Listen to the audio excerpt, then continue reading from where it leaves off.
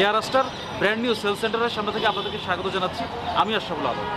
মানুষ মূলত সেল সেন্টারে কেন আসে আর সেল সেন্টারে কী ধরনের সুবিধা পাওয়া যায় সেসব নিয়ে থাকছে আজকের এই ভিডিও।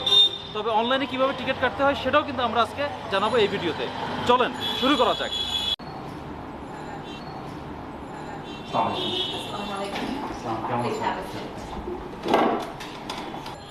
আচ্ছা, আপনারা এখান থেকে সেল সেন্টার থেকে কী ধরনের সার্ভিস প্রোভাইড করেন বা আমরা কী ধরনের সার্ভিস পেতে পারি এখান থেকে?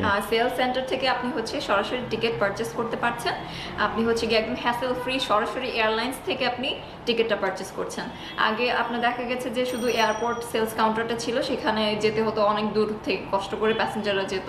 বাট এটা যেহেতু উত্তরার মধ্যে লোকেটেড, উত্তরাবাসী যারা আছে তাদের জন্য এটা খুবই কাছাকাছি এবং সহজলভ্য, সহজেই তারা এখান থেকে এসে টিকিটটা নিতে পারবে। আর তাছাড়া আমরা এখন এই উত্তরা সেলস কাউন্টারে কিছু ডিসকাউন্ট রেখেছি। সেটা কি আপনি ইবিএল এ যদি পেমেন্টটা করেন আর গিয়ে যদি নগদে পেমেন্ট করেন, সেক্ষেত্রে আপনি 10% ডিসকাউন্ট পেয়ে যাচ্ছেন। আর এর বাইরে যে আর অন্য কোনো সার্ভিস আছে, যেমন যে আপনাদের হয়তো বা কক্সবাজার বা বিভিন্ন হোটেলগুলোর সাথে শুনলাম যে আমরা প্যাকেজ নিয়ে কাজ করছি। কক্সবাজার হোটেলের সাথে আমাদের অলরেডি এগ্রিমেন্ট হয়ে গেছে। সো ইনশাআল্লাহ বাই নেক্সট মান্থ প্যাকেজগুলো অ্যাভেলেবল হয়ে যাবে। আমি মেইনলি চিটাগাং সম্পর্কে জানতে চাচ্ছি। চিটাগাং আপনাদের কোন কয়টা ফ্লাইট থাকবে বা কি টাইম? স্যার আপাতত 3টা ফ্লাইট अवेलेबल আছে। 7:45 এ ফ্লাইট আছে, দেন 10:30 এ, 7:30 এ, সন্ধ্যা 7:30 একটা আছে।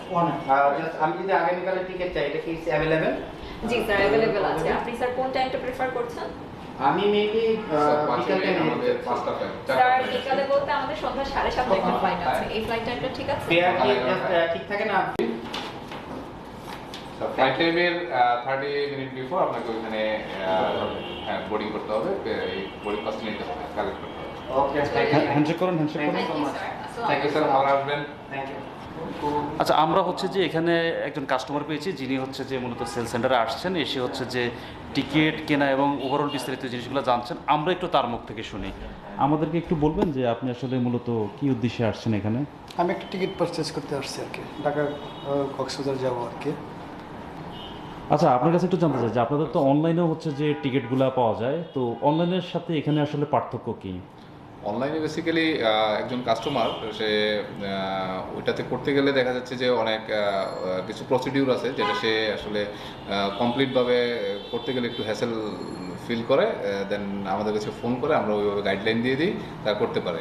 আর ট্রাস্টের জায়গা থেকে আসলে কাস্টমাররা এখানে এসে সরাসরি এয়ারলাইন্স থেকে পারচেস করতে পারছে এবং একটা এখানে ভিজিবিলিটি আছে, যেটা ওনারা কোনো ধরনের পরবর্তীতে নেক্সট ডে যদি কোনো ফ্লাইটে ডিসরাপশন হয় বা হয়, সরাসরি আমাদের সাথে যোগাযোগ করতে পারে। সেই জায়গা থেকে এবং আমাদের কাউন্টার থেকে যেহেতু ইভিএল কার্ডের 10% ডিসকাউন্ট এবং নগদে 10% ডিসকাউন্ট আছে, ওইটা অ্যাভেল করার জন্য কাস্টমার সরাসরি চলে আসে আর কি। বেসিক্যালি মানুষজন সেল সেন্টারে আসে ইউজার ফ্রেন্ডলিনেসের কথা চিন্তা করে। মূলত আমরা টিকিট কাটি অনলাইনে, মানে বেসিক্যালি আমি যদি আমার কথা বলি, আমি একটু অনলাইনটা প্রেফার করি।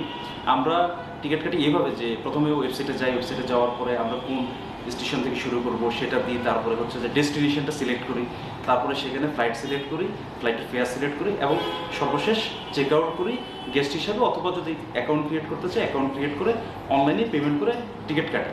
এবং অনলাইন পেমেন্টও কিন্তু আপনি চাইলে ডিসকাউন্ট পাবেন। এয়ার স্টার 10 প্রোমো কোডটি ইউজ করে 10% ডিসকাউন্ট পেতে পারেন।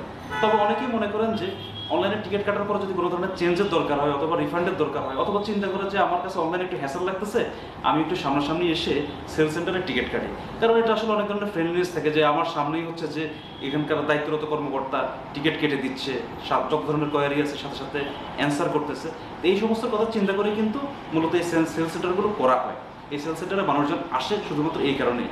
তবে এর বাইরেও কিন্তু সেল সেন্টারগুলো থেকে বিভিন্ন ধরনের ট্রাভেল প্যাকেজ করে দেওয়া হয়, অর্থাৎ যে কম্বো প্যাকেজ, হোটেল বুকিং এবং টোটাল কমপ্লিট প্যাকেজগুলো করা হয়, যেটা অন্যান্য এয়ারলাইন্সে আছে এবং এয়ার আস্টার শুরু করতে যাচ্ছে, তাদের প্ল্যানিংয়ের মধ্যে এটা রয়েছে।